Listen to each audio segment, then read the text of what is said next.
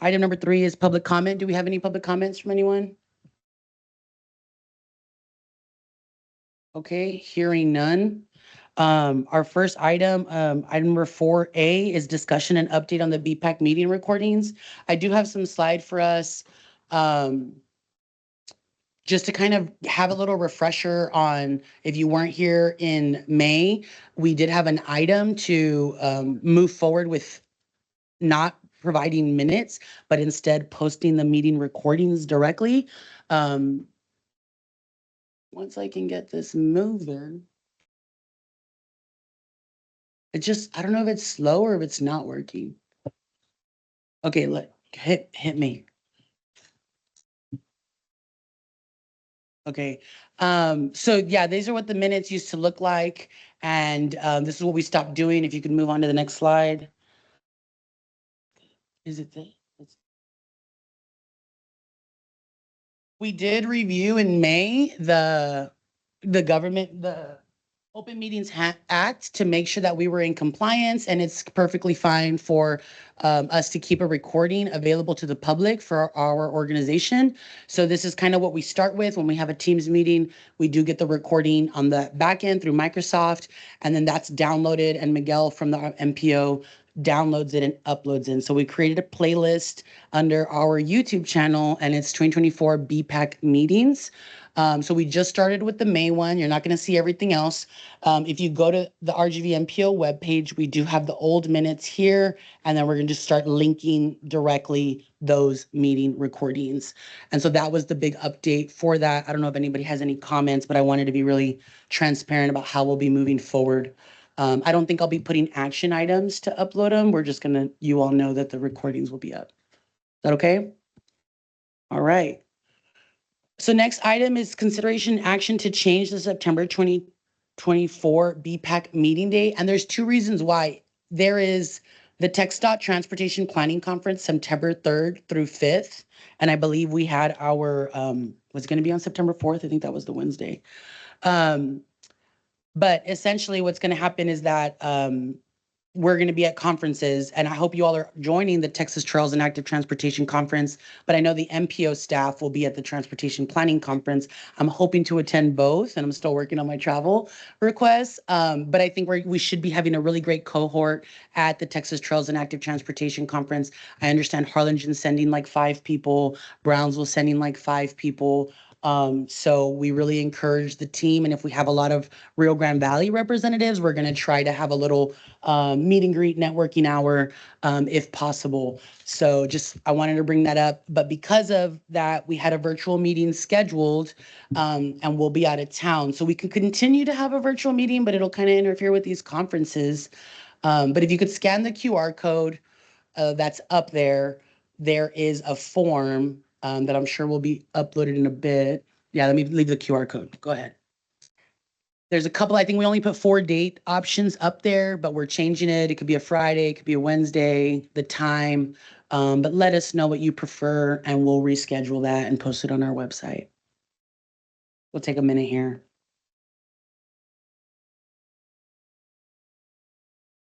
Yeah, scan the code. Oh, yeah. Oh, they moved it. I got you.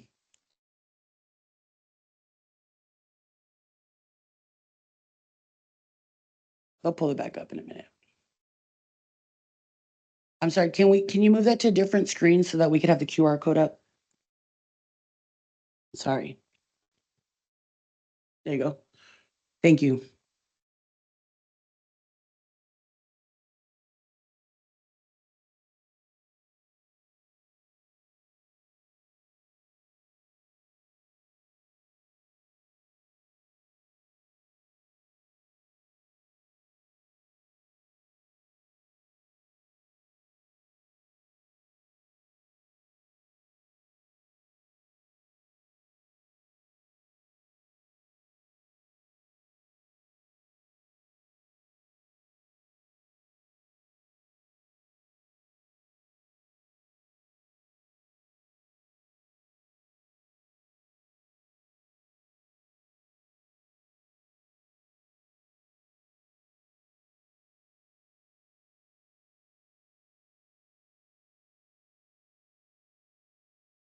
All right, do we have results or not yet? We'll wait. Yeah. Wednesday, September 11th from 12:30 to, just kidding, 12:30 to 12. 10:30 to 12, got it, September 11th. That looks like the majority. Thank you all so much for voting. We'll be sure to reschedule that.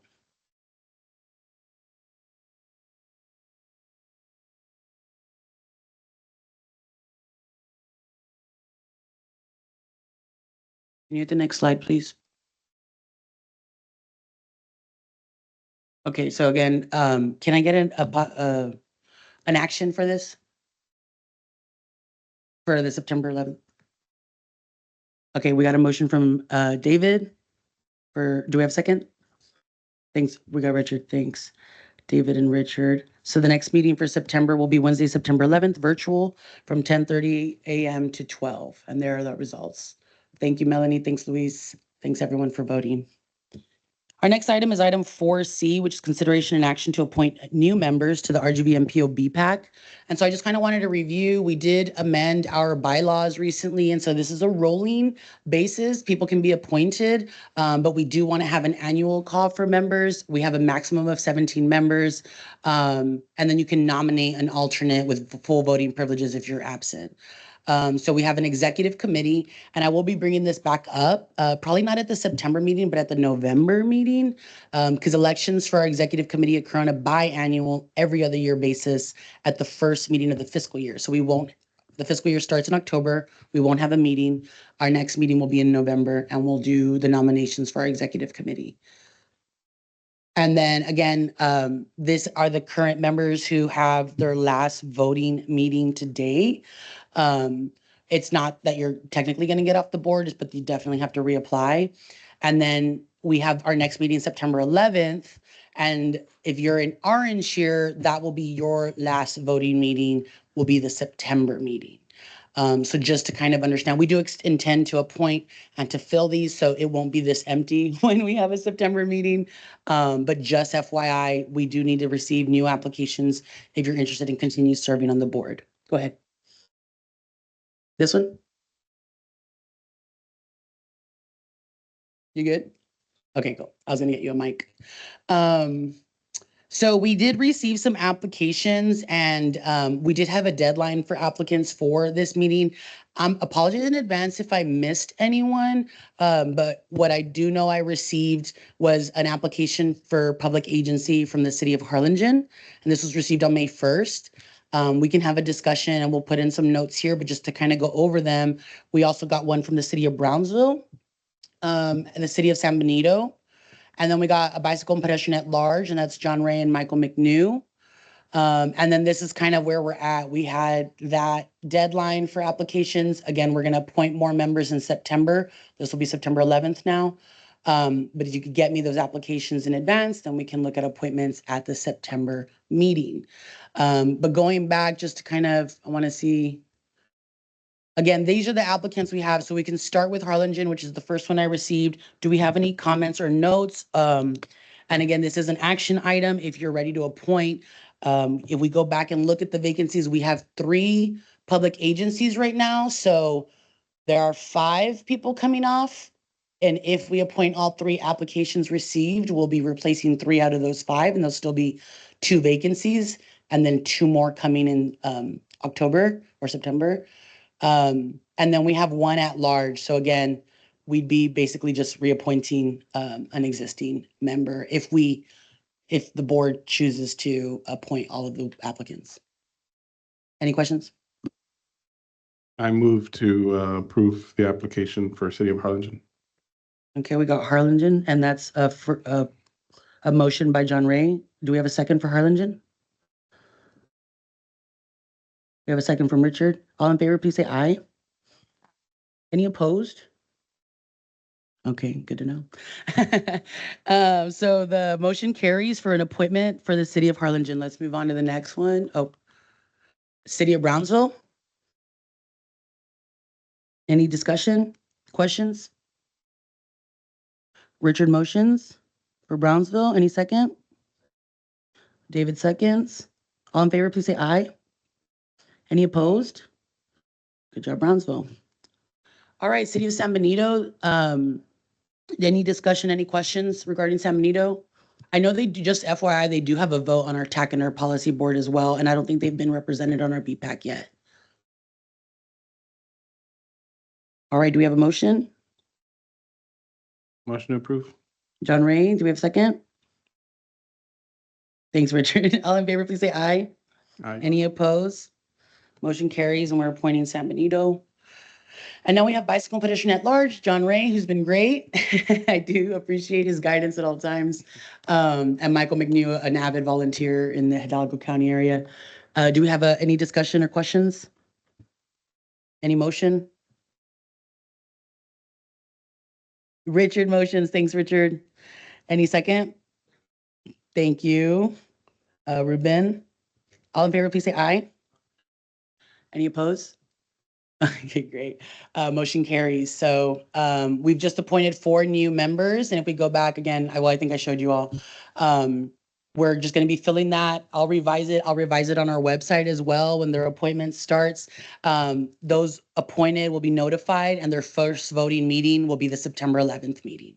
And again, if I miss any applications or anything, I did do a thorough review of my email, but it is summer and I might have missed some things. I might have deleted some things. I don't know. No, I think we captured them all, but please reapply if you're interested. The application is on rgvmpo.org under BPAC. There'll be a resources tab on the left. If you go to like where our membership page is, it might be linked on the top, but for sure it's on the left side under resources. If you go to committees, Bicycle and Pedestrian Advisory Committee. And then, yeah, again, you saw it, it's gonna be a screenshot of your application, just for the contact information part and when you submitted it to me by. No, I just, I think you said this earlier, I apologize, but for the, now that we appointed 3 public agencies, we have some upcoming vacancies. And I know the upcoming vacancies, their first meeting won't be September, but so then there will be 2 open. And then their first voting meeting will be the following meeting after September? Okay. So that public agency could be, it's really vague and open, right? Yeah. Okay, it's not like it doesn't have to be a city, but okay. Want to say, yeah, it could be a city, it could be a county. We have Texas Department of Transportation. We have, any government agency really, even if it's EMS, emergency services, like a public agency. But we have a standing vacancy on economic development, and I'll reach out. I know in the past we had received some applications, but then we revised some things. So I need to do a better job of reaching out to past applicants. But yeah, we do still have some vacancies, and our stakeholder org, Texas Parks and Wildlife, there's some stakeholder opportunities as well. So we have our membership, the flyer that you saw, it's on our social media. And if you follow rgvmpo.org, you can help us share that. But yeah, we basically have opportunities for all types of positions.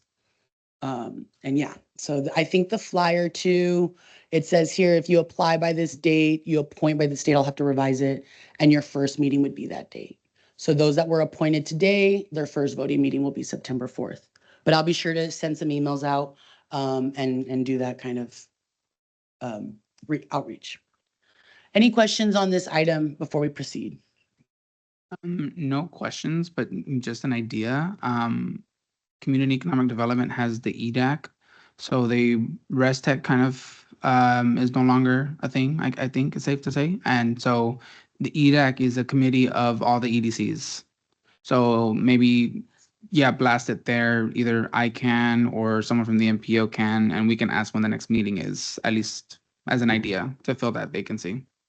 No, Yeah. thank you. I think that Did Rig apply through COSTEP? he did a while back. And that, I'm assuming that I guess it expires or something? Well, we revised the application after the bylaws, so I need to send him the new application and see if he's still interested. And I'll definitely give him, the step up. We'll still do the blast, but if he's still interested, obviously we'll promote it. I'll announce him as the recommendation. But thank you for bringing that up. I think that's a great idea. And I also think, we're doing the Hidalgo County Active Transportation, Active Tourism Plan. So I'd really like to see the economic development piece to bike ped and active tourism come into this. Yeah, we have some great ideas from a couple of meetings ago, and it'd be great to have them here. Any other ideas, discussion? I love that one. All right. Item number 4D is the presentation and discussion on RGV bike share. And I don't think we have, do you want to speak on it? Sorry. Yeah. We have, I put some printouts and I'm going to give Nancy the mic, but I'll go ahead and distribute some more printouts for anybody who needs one.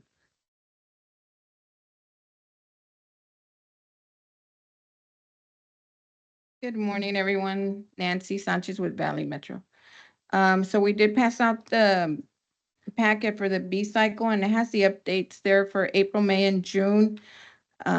We have gotten someone to work on the Brownsville and Harlingen docks and bicycles. That is Dimitri Reger.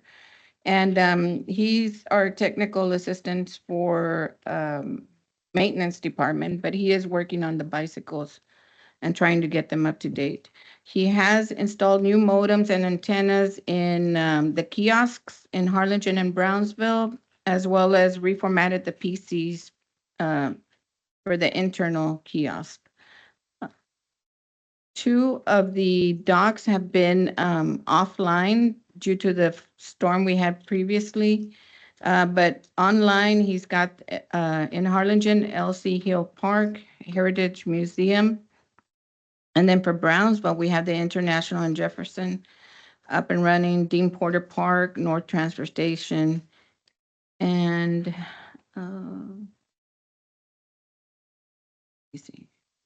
North Transfer Station. So Dock 10 for McKelvey Park and Linear Park are not working at the moment, and that's due to the previous storm. But he is working with B-Cycle. They have opened up now their communication, their technical personnel, and it's been working fine now. They've been having weekly meetings.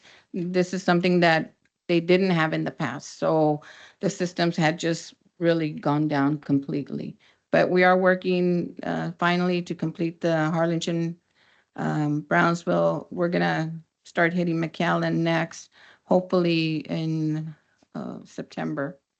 So trying to get new stations. Yesterday we got a call. So we're having our Archer Park Independence Day event, and the Archer Park B-Cycle, it's like the kiosk. It's deteriorated so much on the bottom just from rain, and sun, that it was tilting. And so we actually went out there and removed it because we got that call. Yeah, and those have been offline for over a year. Yeah. And this was 2 days ago. This wasn't like no. Yeah. But the damage to it, the sun is really terrible on these kiosks. So we're trying to go into a QR code system to where they can just, take a picture, install, log into their account, and then take out a bike. So hopefully that'll start working. But yeah, they're going to start working on McAllen, hopefully September, maybe October. But if you have any questions.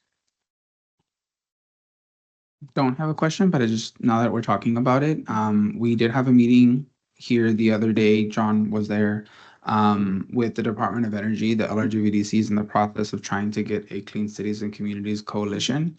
And so they recently went through a sort of redesign where their initial push has been to try to get fleets and freight to switch to like natural renewable energy and zero emission vehicles, EVs. But by going towards clean cities and communities, they're trying to push and be a little bit more broad. And so the question was brought up about bike share and infrastructure, technology, and cost. And so something just further down the road, I know one of the biggest issues has been the contributions from or funds really to keep this program going. B-Cycle has been, and there's been issues, communications with B-Cycle, just for full transparency for the BPAC. B-Cycle's been going through a lot of financial problems, and a lot of cities have been abandoning B-Cycle around the world. But it does seem like they're trying to get their thing together, right? But for example, like Houston Metro, the city of Houston stepped in, paid off the rest of their contract with B-Cycle, and sometime soon, maybe September, I believe they're going to be launching their own bike share. So that's just the situation nationwide of what's going on. And other cities have been doing something similar. In Chicago, they did it. Houston, they did it. And so I do have the point of contact for the person from Houston Metro. Maybe in the future, once we get that coalition, it takes a year to 2 years, guys. So this is something much further down the road. But if there is any availability for help from this Clean Cities and Communities Coalition for funding to dedicate towards it, because we're being a little bit more flexible, I would like to explore that avenue just so that we can think long-term for bike share regionally. I think would help it because it's expensive. It's a lot of work that goes into it. And what makes it more difficult is the communication that we don't get from B-Cycle. But hopefully they turn it around. If not, I just wanted to bring up those other instances to show that there are options and things to keep in mind for further down the road. Again, I'm not here to try to talk bad about people who aren't in the room, but for full transparency with BPAC, it might look like we're not doing anything. And there's just so much more going on and just trying to get a response from them. And you hear that station's been down for a year, but there has been calls, emails, so many attempts to reach out to them.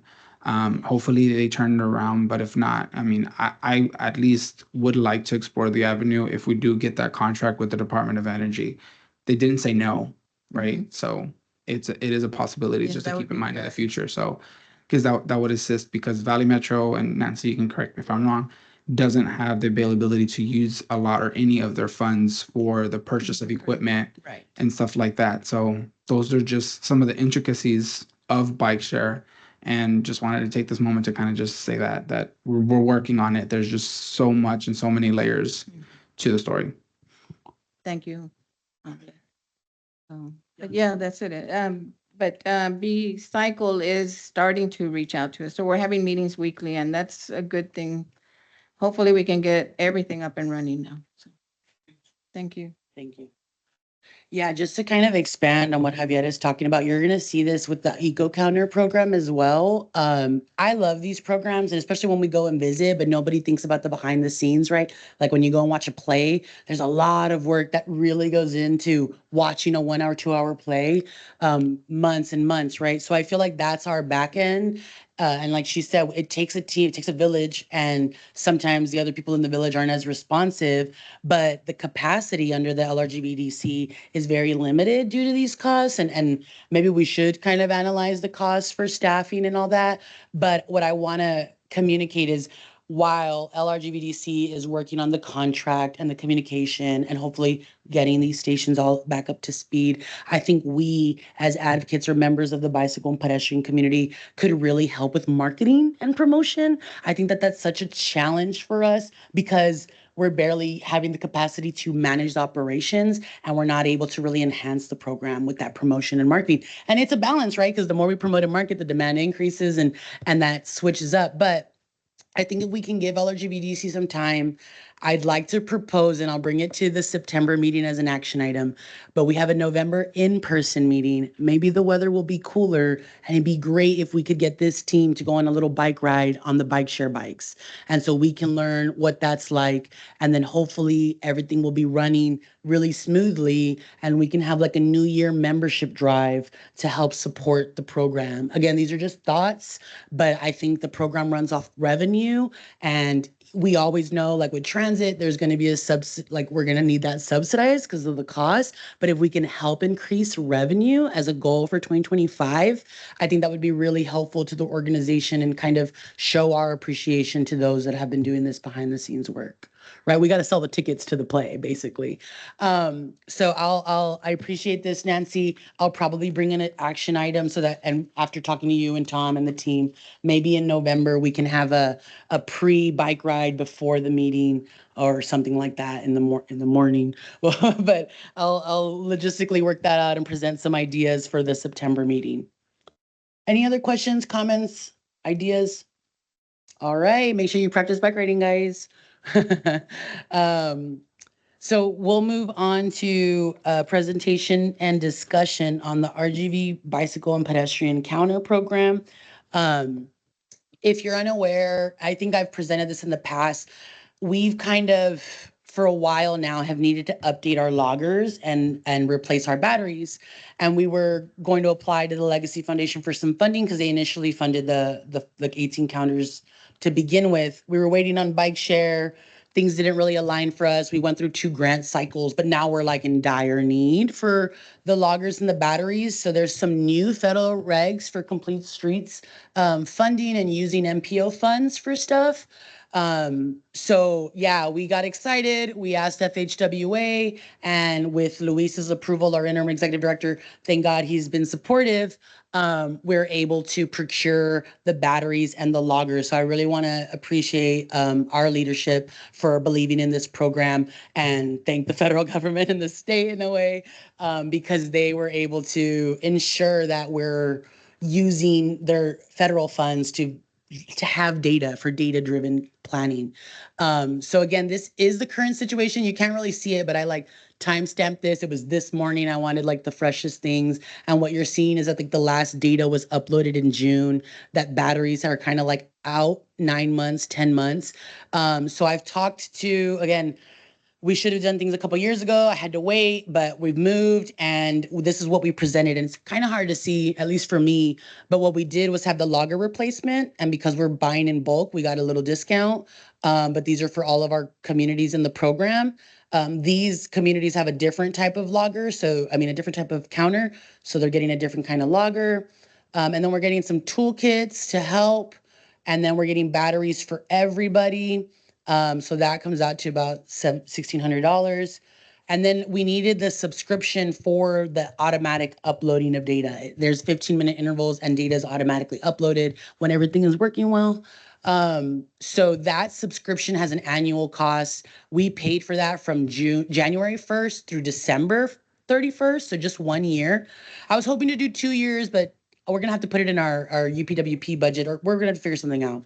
But essentially, the total cost to maintain our current program without expansion is about $35,500, right? With shipping y todo.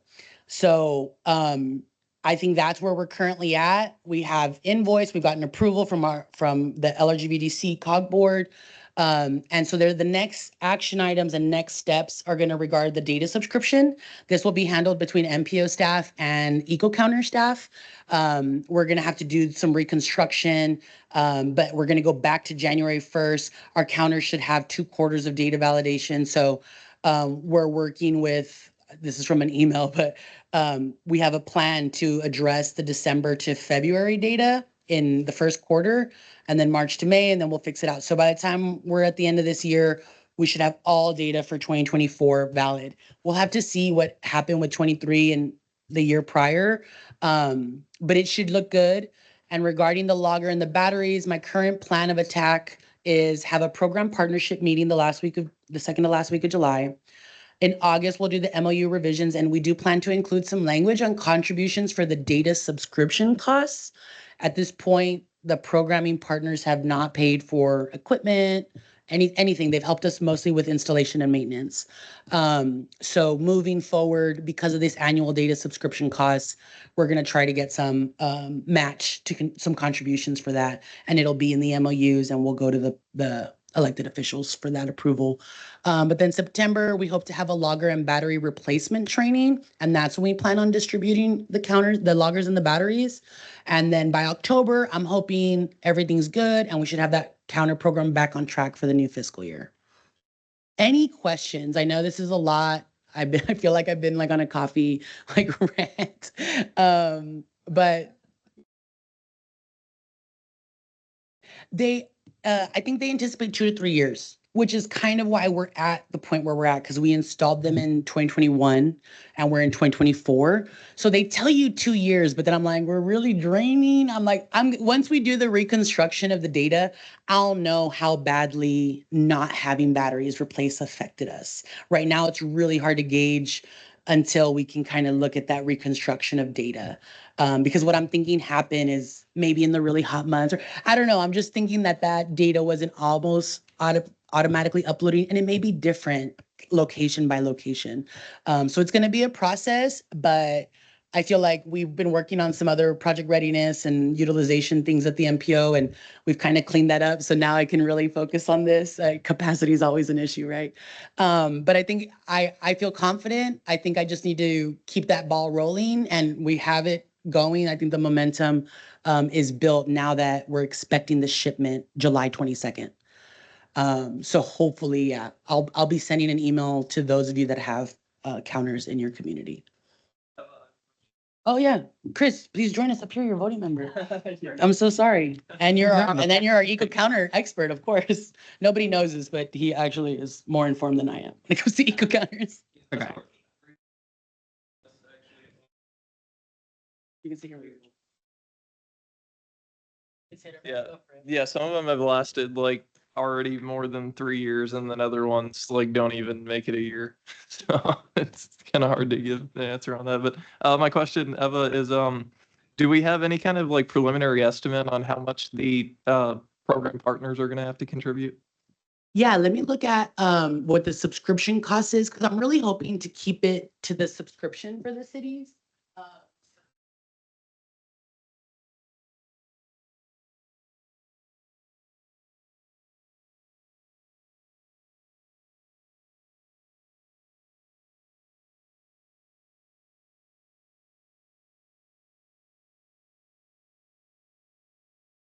But just so we're clear, yeah, it looks like the annual subscription. We do get the expert package so they can help with data validation and reconstruction.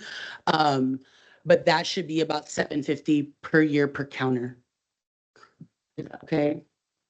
Yeah. I think that should work. Yeah. Yeah. I mean, I'll have to like run it up like the. Everybody will. And we'll have that program partnership meeting for that reason, full transparency before we go for approval. But what I'm hoping is, of course, with leadership support at the MPO, that we can continue taking care of like batteries and maintenance. But I think the data subscription is the part. I mean, it's needed, but anyway, I think that's kind of the point. And it does, we want buy-in from our partners. So any other, I feel like you have really great feedback, but any other input for the training or for the needs of the program?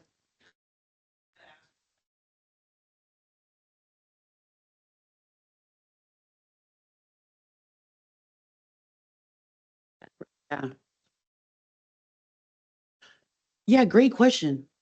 No, great question. So Eco Counters has its own subscription, and we at the MPO have our own username and password, and we can access that data through username and password. Everyone who's in municipal government on the program has their own access, but maybe they're not as familiar. So we've always opened it up, like, let us know if you want us to help you generate reports. There's a lot more flexibility in the subscription that we're paying for.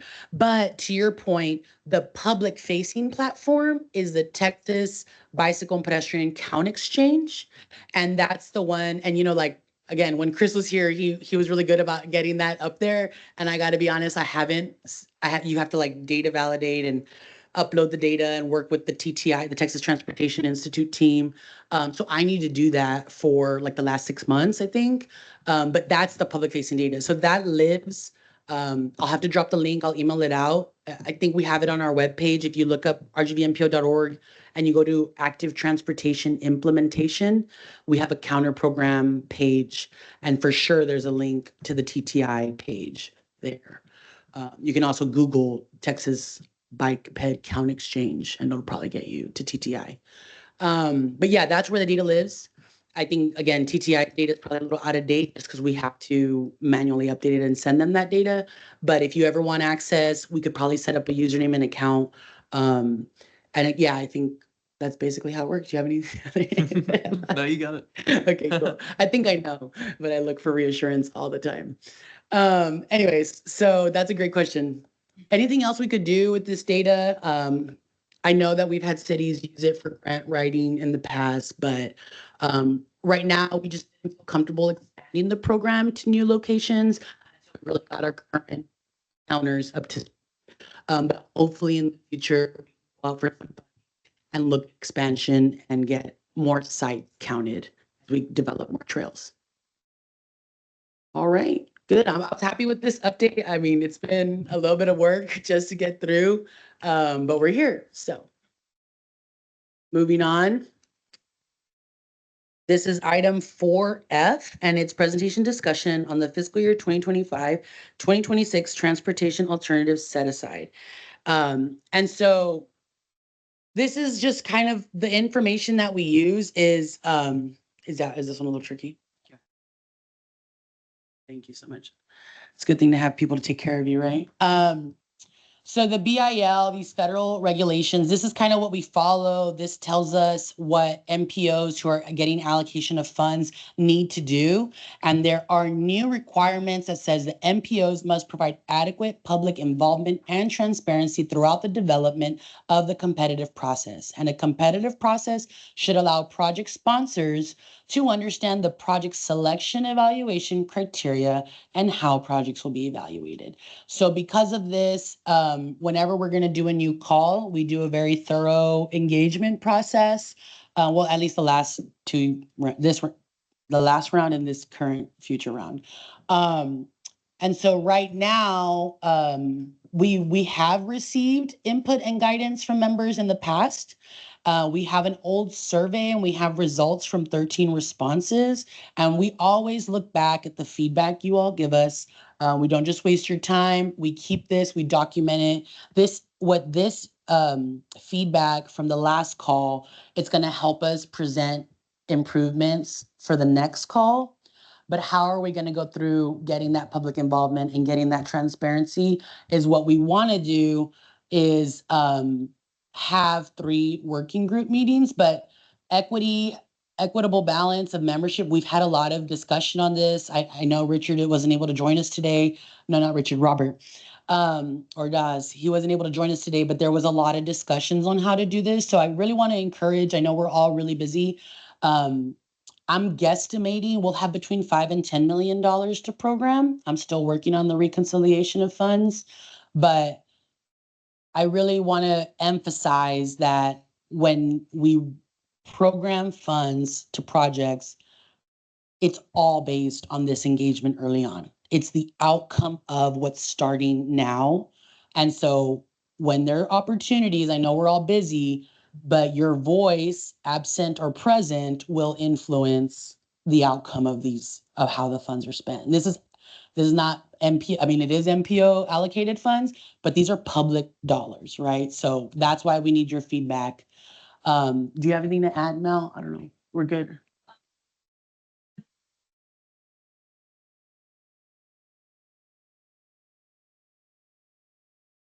Review.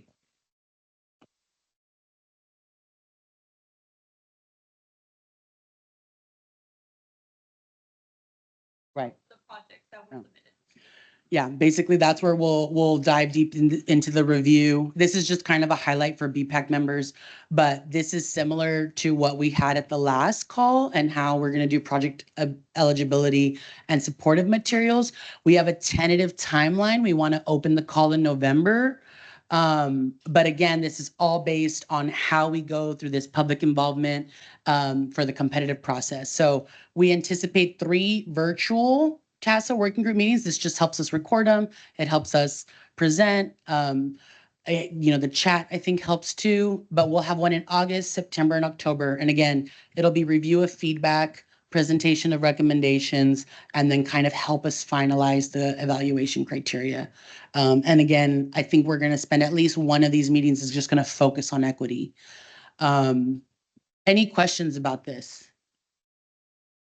We do have a QR code if you would be so kind to scan it. What we're doing is trying to schedule these working group meetings in advance, and we give our bicycle and pedestrian members preference. Okay, we'll also. Okay, yeah, no pressure. If you need to look back at your dates, we'll email blast. Good point, Mel. We'll email blast. It's a form. So that you can give us your feedback. But after July 12th, we'll lock down those dates and we'll send out those calendar invites. You'll receive a calendar invite. It's not mandatory, but we're encouraging engagement. Any questions? I know this is exciting stuff for us. It's programming money. I was going to say, so right now, a lot of the municipalities are going through their budgetary process. So if you're planning, it's time to start planning now. And I know for us, I'm really hoping at some point, eventually, City of McAllen gets a really nice and fleshed out BPAC bike and ped plan. Something that's a little more public involved, but we'll see. Thanks, John Ray. No, you bring up a good point. And Luis, we may want to talk about doing a heads up to the TAC and policy about this kind of stuff too. Yeah, because I think to your point, the budget leaders are probably on our TAC and we'll want to give them that highlight. But yeah, this will be open to BPAC members, TAC members, policy members, of course, advocates, members of the public. But it'll be on our website and we'll just keep everybody posted. Awesome. It's exciting. Okay. Do you want to do the SS4A? Okay. So, the next item is item 4E. It's presentation and discussion on Safe Streets for All. We have updates. If you weren't aware already, this was an application by Javier Dominguez when he was with the MPO, secured federal funding for a regional safety action plan. And what this does, by having an action plan, the whole region can be eligible for implementation funding because you cannot implementation funds without an action plan. So by doing a regional plan, we're helping the whole region, and not every individual city or county has to have their own, although some do and will. We executed that contract with TJKM, that's the consulting firm. They have experience with safety action plans that by we I mean Melanie, is doing quarterly reporting to FHWA, and that communication is really good. The kickoff steering committee meeting was on April 29th. Thank you for those of you who joined. We did have a Safe Streets for Texans training that was provided by Farm City on June 5th. And at the same time in the afternoon, we had an open house for Safe Streets just because we knew our stakeholders would be present. That really seemed to work out. They were happy with that. But after kind of some discussions with the consulting firm, there was a little bit of we could provide better clarity. And so we discussed a contract amendment, and we've confirmed with FHWA that we have the funding and the time in place to proceed with these amendments. And again, this is on our website. You can see who's on the steering committee. You should just be getting emails. If you are interested, the agenda from the past effort and the minutes are uploaded. But this is a slide, and again, we'll post this on our website, but we do have several contract deliverables. We've already started accomplishing some of those. And then I think what we were really looking at in amendments was the matrix of the top 10 safety projects and evaluation criteria, selecting like a list of 30 intersections. We've had a lot of discussions about on-system, off-system, because TxDOT has their own safety plan, their own funding for investment. So we're focusing on off-system to really help the local communities analyze their safety concerns. And they'll become recommended policies. So part of the project deliverables would include, these are some added deliverables that we're including in the amendment. We want to have a minimum of 3 project reporting by the consultants. It's going to be an initial project status, mid project status, and final project status. And we did require them to do 3 virtual reportings for BPAC. So in September, November, and January, you will expect each meeting to have an SS4A update. And then, yeah, if you're part of TAC or policy, those will be there. And then another added deliverable is we're going to have potential pilot locations. And we did emphasize Stark County, Hidalgo County, Harlingen, and Brownsville because they contributed local match funds. That's it. Like, because they were financial contributors, we want to emphasize and make sure that they get pilot locations and recommendations out of this plan. And then comprehensive safety action plan is, we really want to focus on these safety countermeasures. If we focus on proven safety countermeasures, then we are more eligible or more competitive for federal safety dollars. Any questions on those amendments? Oops. And outside of that, because we're asking them for more, we gave them more time. So instead of having a plan by December, we're looking at having a plan by the end of March. And we'll adopt that through the MPO. Any questions? You can chime in. City of McAllen, hey, our traffic department's here. They're going to be able to tell a little more. We have our Vision Zero. Draft was released to a lot of the directors. I know that's looking for an August approval. And we have some projects in there that are just pilot, I wouldn't say pilot projects, but more like just possible ways to go about mitigating a lot of the safety issues.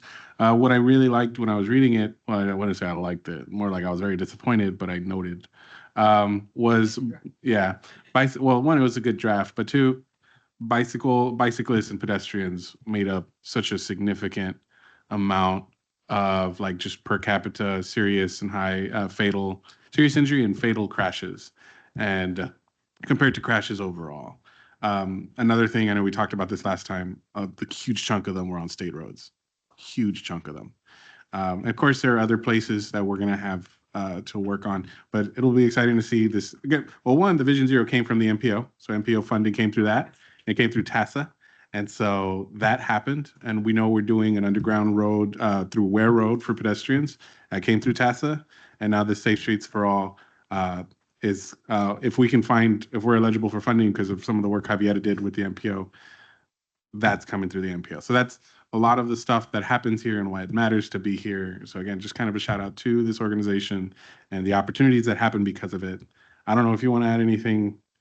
Okay, we're good.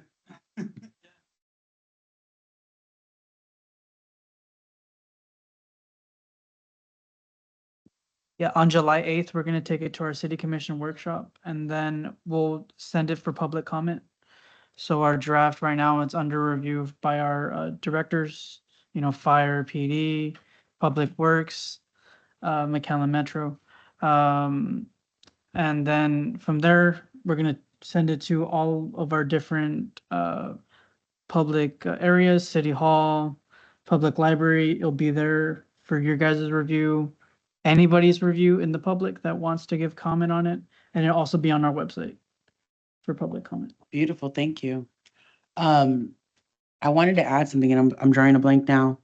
Well, we talked about, yeah, this is being a TASA plan. I think that, the Vision Zero, the road to safety, I think there's more emphasis on vulnerable road users. There's a lot of safety dollars out there. And it's not just to address design. I know that we tend to lean towards the design and facilities.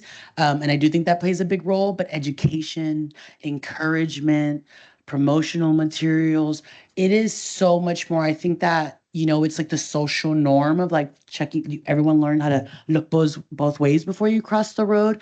I think that type of mentality, or, we really just kind of got to focus on be careful with cyclists, be careful with, pedestrians. Like, they are vulnerable when you're driving your big truck or your SUV. Like, that is a dangerous piece of equipment if you're not utilizing it right. I'm not by any means saying we're going to get rid of cars, but we have to be careful when we're behind the wheel because people's lives are really at risk when they're walking and biking. So anyway, I think that the funding is coming in federally and state, and this is a real opportunity to kind of look at this and make a big difference in terms of like lives saved. But the big emphasis, again, is that we do have a website now. If you're interested in learning more, we encourage you to share it. This webpage will give all the project overview, the updates. Once we have a draft or any opportunities for feedback, that'll go there. We encourage you to check it out. But I think I will kind of emphasize that you can report. So this is part of the website too. And we took it slide by slide. Like, we could go to the website, but I wanted it. Well, Melanie really broke it down because once we upload this, you'll have a better chance of kind of seeing step by step. But this is the first part. So you can see the area we're studying. You can report your area of concern, and I'll go on to that. This gives you the sample comments that you can leave. But again, I think it's kind of what you're saying coming out of the Vision Zero. And we'd love to see a draft of that to get it to our consultants. But really, we want to make sure that we're utilizing the research and the work that's already been done. But you can put in your contact information. You can report your area of concern. I know there's like a 5-way stop like south of Brownsville that I'm just like, this is so dangerous. But I think that, yeah, this is how you report the comment. It's an interactive map. I feel like I'm missing something. On that webpage, you can provide further feedback on specifically on the plan itself, other things regarding the project, safety, yeah. But yeah, that's basically it. Great, thanks for the note. Any other questions or comments? And again, this is going to be in development until March, and we're going to continue getting updates, likely in the future, more from our consultants. Awesome. Okay. That was like the meat of our meeting. So I'm like, honestly, I think I've been burning. That coffee worked this morning. But project updates, I did want to say Texas Department of Transportation, I'll be right back. They had a training about project development, and if you're doing construction, there is definitely like a construction development, project development effort, but there seem to have been challenges with planning projects. And that is because the way planning projects are developed, there's like 18 federal CFR codes that have to be followed in your procurement process plan before you even start a request for proposals or qualifications. So we've seen challenges in the region. I do sit on the statewide Bicycle and Pedestrian Advisory Committee, and I brought it up to the leaders at Austin. And luckily, they are listening, and they developed a 4-hour training program for procurement. And anyone who was a project sponsor for a planning project was invited to attend a virtual workshop. And then they supplemented that, which I'm super proud of them. Thank you, TxDOT. They supplemented the virtual training with an in-person workshop. And they gave us these binders that where Melanie has a copy, this is my copy, but we're gonna scan them and hopefully we're gonna get approval first, but we wanna be able to have this available for our project coordinators. And this is really technical assistance effort.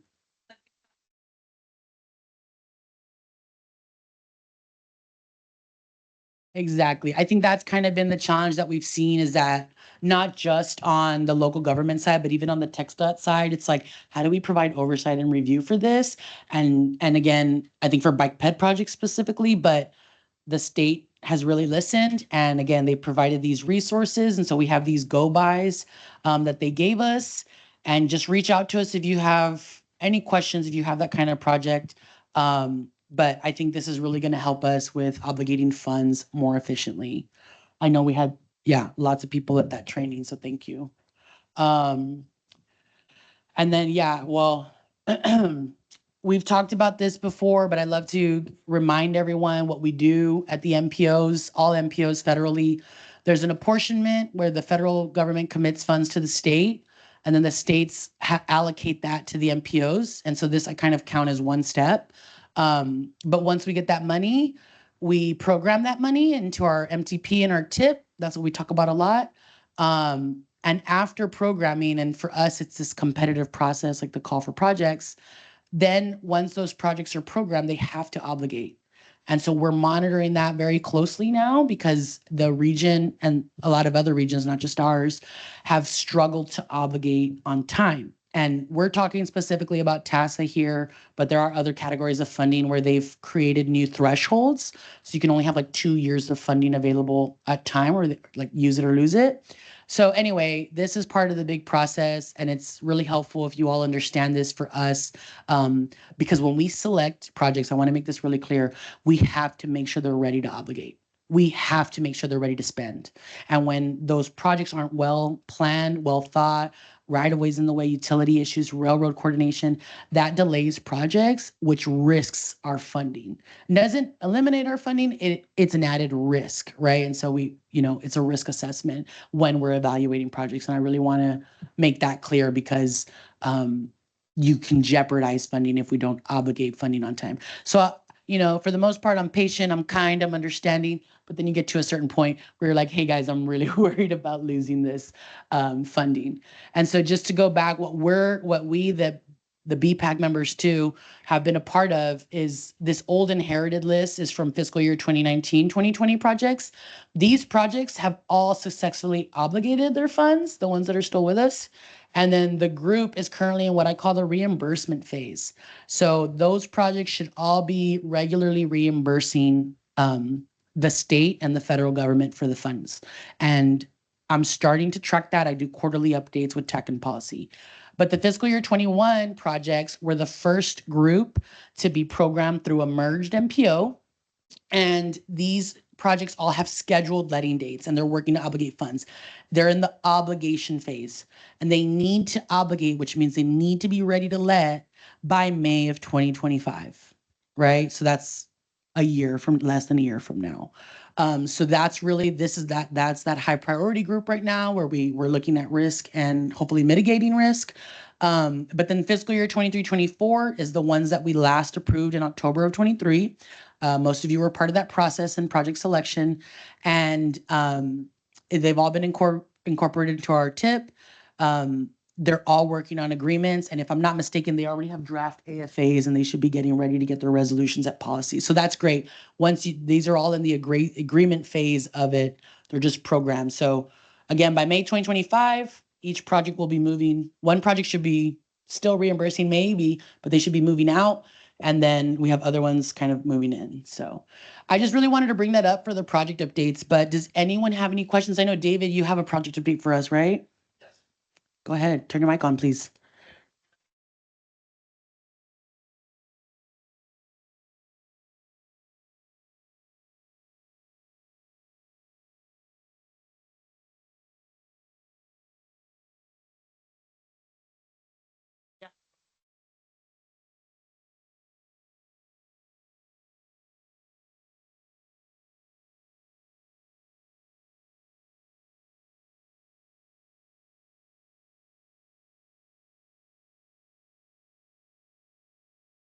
So, very excited to announce, if you want to go to the, where it says pump tracks at the top, and then select Velo Solutions Asphalt.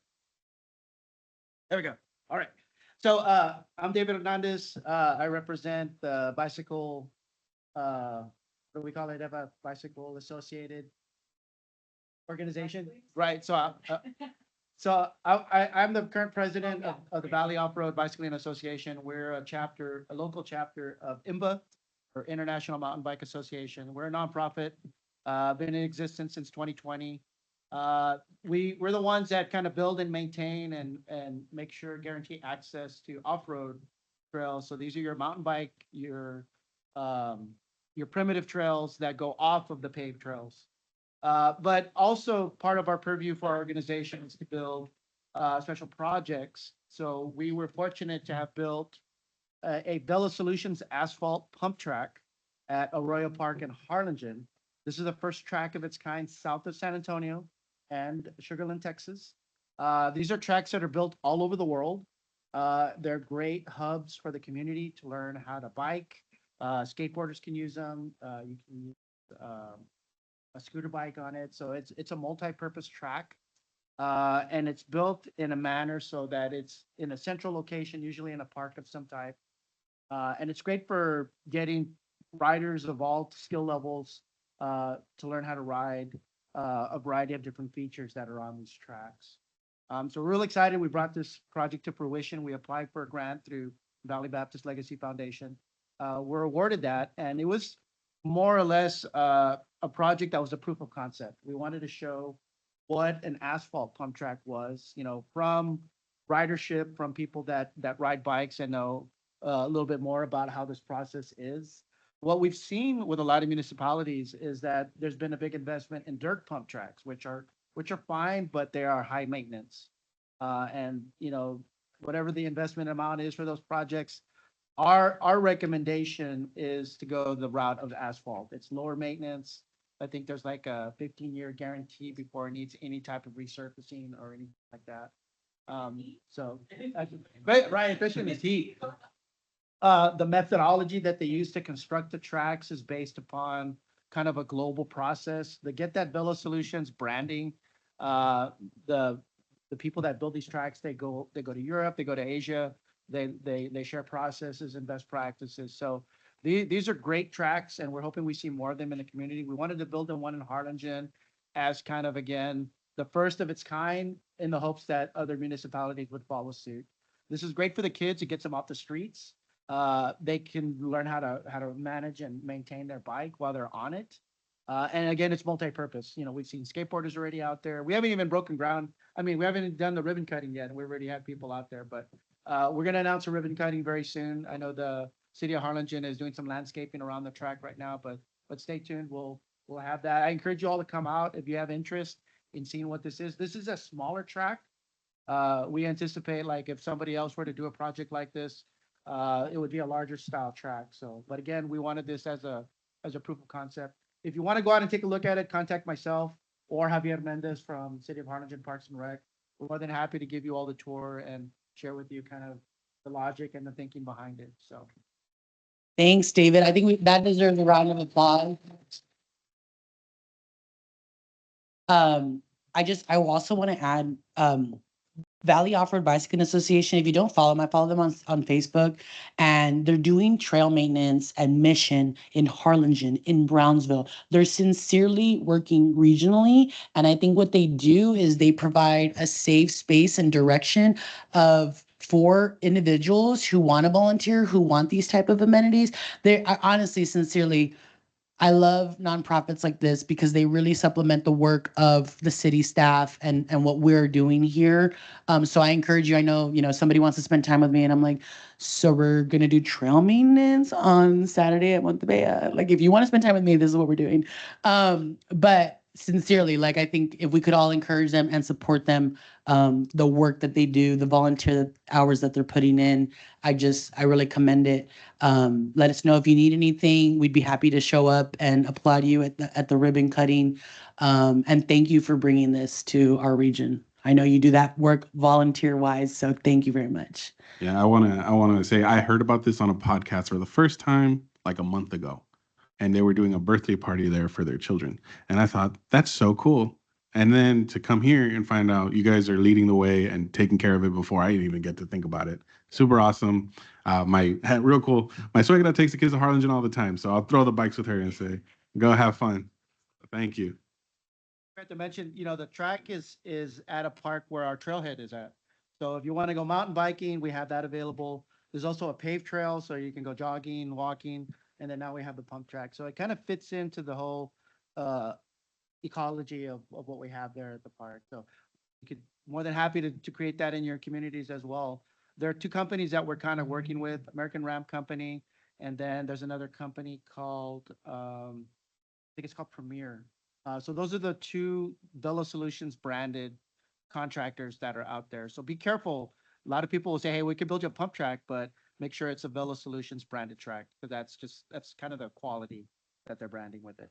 I've also learned I sit on a parks advisory board chair, and I learned that skate parks also have a specific type of paint that you gotta use for the traction. So I think like the beautiful thing about living in 2024 is that there are specialized materials for all of this, and we've already kind of gone through some design flaws. But I think, to your point, that capital investment up front early will really do better long term with the maintenance costs. Those will add up and they eat away. And I think they tend to be discouraging. But anyway, thank you again, David, and let us know how we can continue to support your organization anyway.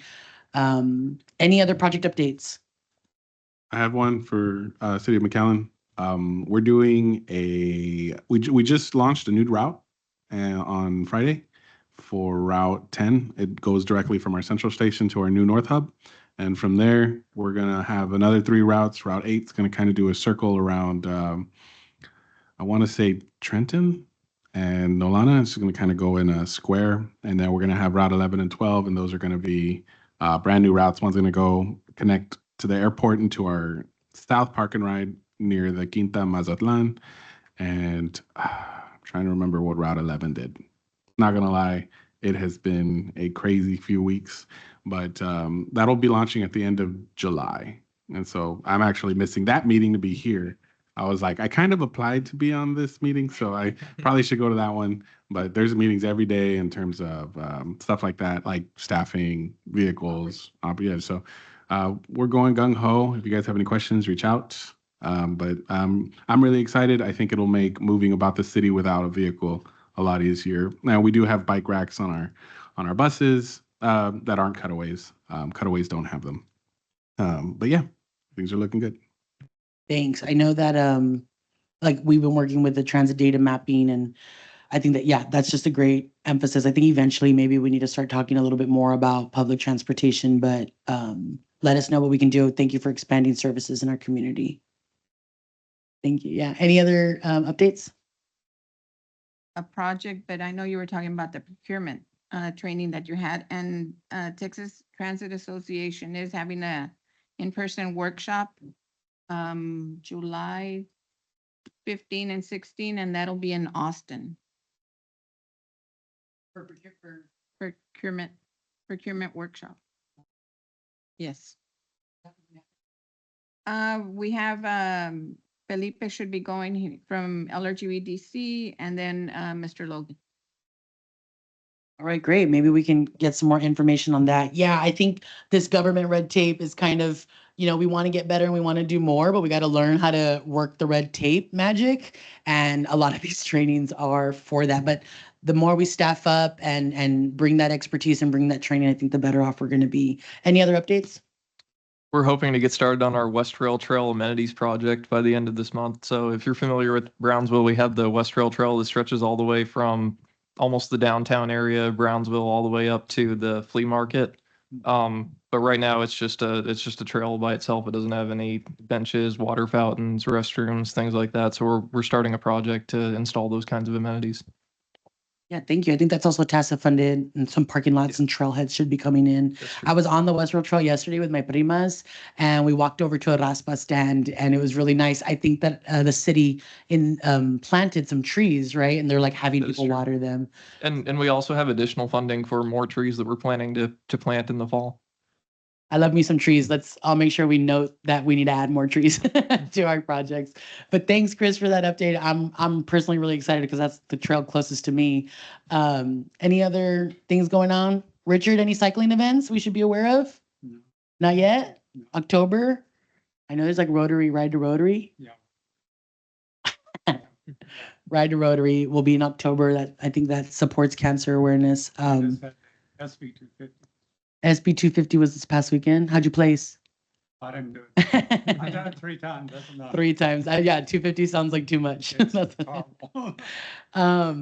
I know City of Brownsville is going to have a Ciclovia event September 20th, and they're in like this 100 days of safety campaign. But let us know what else is going on. You Church V, text that. Good? Go ahead, David. We've got an event coming up. So we've been doing a race series up since January. So we have our, what we call EHOTS, Eddie's Hell of the South is July the 14th, pending the hurricane. So hopefully we don't get hit, but yeah, it's scheduled for Sunday, July 14th. Starts in Mission, goes to La Gruya and back. 50 Awesome. Thank you. It's a Sunday, right? I might be able to volunteer that one. I have a baby shower the day before, but I'll call you. Okay. Any last updates or new or unfinished business? Do you want to talk about the regional transit advisory committee? Did you have any move? Armac? Well, sure. Well, we had the first meeting, so in February, the LRGVDC's board of directors recommended that the LRGVDC create a committee to research and either creating a new bill or amending the existing bill for a regional transit authority here in the Rio Grande Valley. So we had our kickoff meeting already. We're hoping to see if we can have our next meeting in August. We're trying to do our research to look at funding possibilities to do an economic feasibility study. You hear from time and time again, like for every dollar you invest in public transportation, you get 4 return, but we want to do something a little bit more like what does that mean for us here in our region? What kind of impact can that have for job creation, workforce development?